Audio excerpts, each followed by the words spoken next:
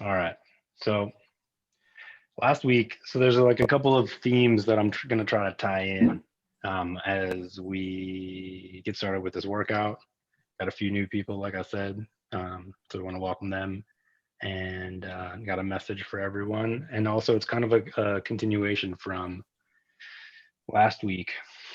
We had a conversation about injuries and some people like noticing when some people feel stuck just in the same old patterns, right? If you're kind of like Elliot was bringing up, some people that he knows that, they just operate with chronic injury and don't seem to do too much about it. And Sue was talking about, what it looks like on the other side, making fitness a habit and how important and vital it is. And so mixing that together with a few things that I've been learning that I feel are relevant to share.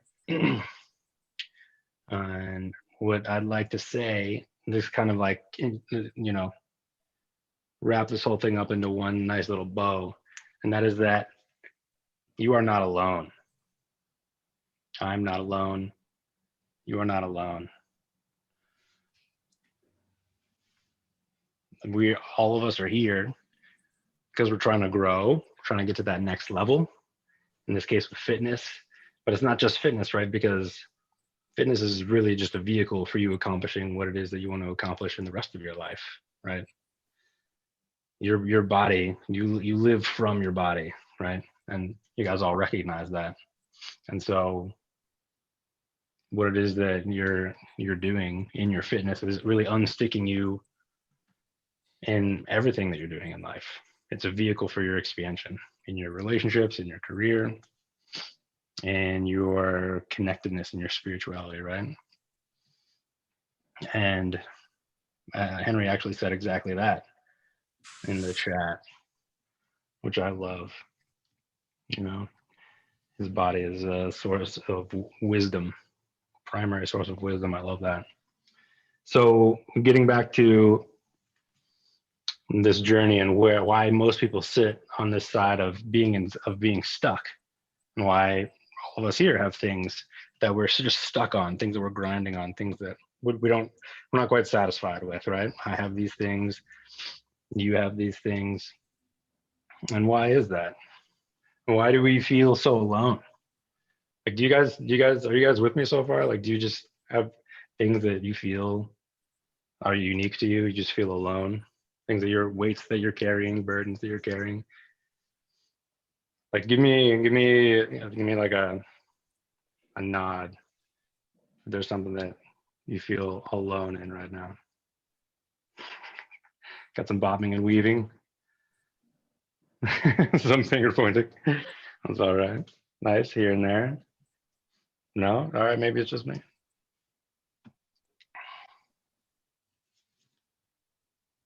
Well, I don't know. We all have our own things, in terms of like, I am alone in the sense that she doesn't want to listen to all my foibles about like what I'm trying to do. Like, a lot of the things that we do are internal, and you almost have to be alone with them because you're challenging yourself.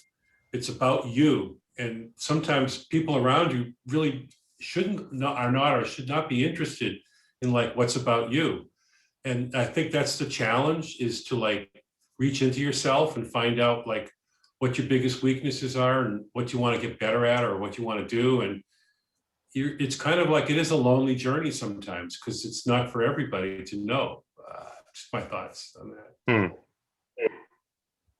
And to that point, like, I feel like sometimes my accountability comes from me speaking about what I'm doing. And sometimes it sounds, I would say, like braggy to other people, like, or maybe or it's just, I don't know, like something that I'll discuss will be like, oh, well, I was doing this workout. And sometimes they're like, I don't care. I don't want to hear everything that you did.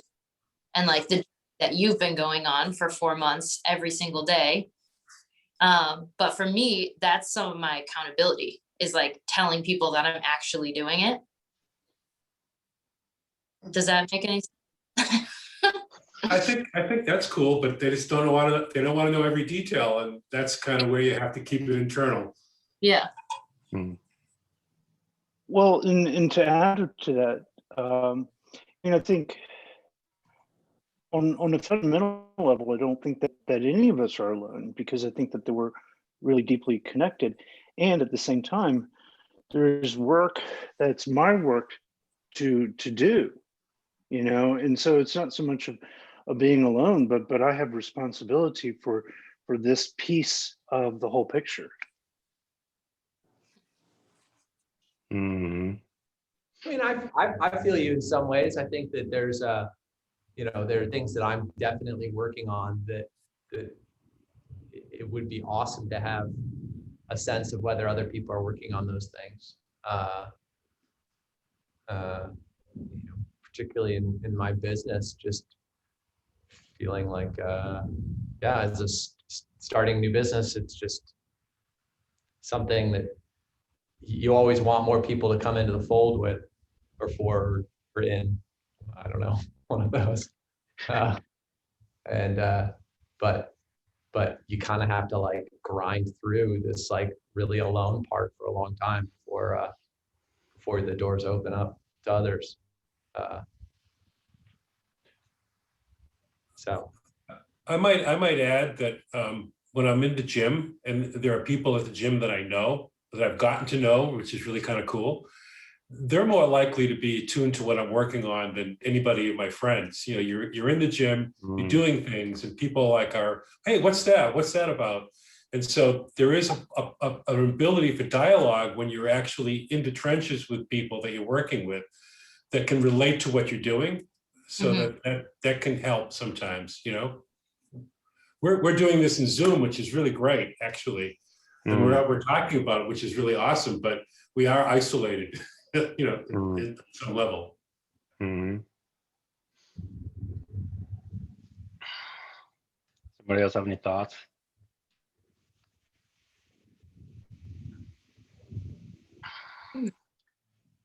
This is good. This is great shares, actually.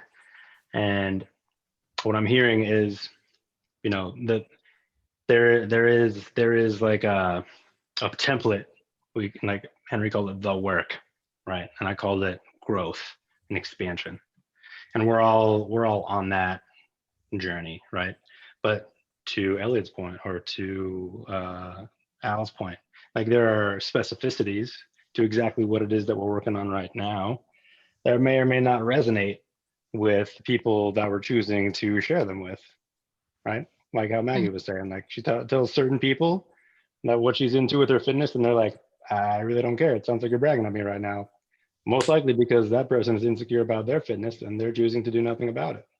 So they're feeling triggered by what she's sharing with them, rather than supporting her in the fact that she's stepping up to the challenge. So when I say you're not alone, I mean that there is this journey, the hero's journey, the work that we're all doing, and it doesn't matter, what the specificities are. Just the fact that you're stepping into the unknown, you're pushing the envelope, you're trying something new, you're taking a risk, right? And that is what oftentimes you feel isolated in that risk taking. Ellie was talking about, growing a business. It's a really isolating thing because there really aren't that many people, percentage wise, that are taking that specific risk. There are people taking risks, but it can feel isolating when most of the people around you can't identify with that risk. And to kind of bring this home, there's even more people that are choosing to take very few risks, right? There's people that are taking risks in different areas, and they've kind of gotten their hands dirty and their feet dirty, and they've come out the other side, and that's a confidence inspiring endeavor, right? And then they learn to apply that in other areas, right? Because there's a lot of people out there, nod your head if you agree, that are just petrified taking any risk in any area, right? There's Mhm. people who are seeking comfort and safety and security more than anything else. Yeah, Yeah. like in a, people can't even choose what dish to eat, you know? It's true. Yeah. Crazy.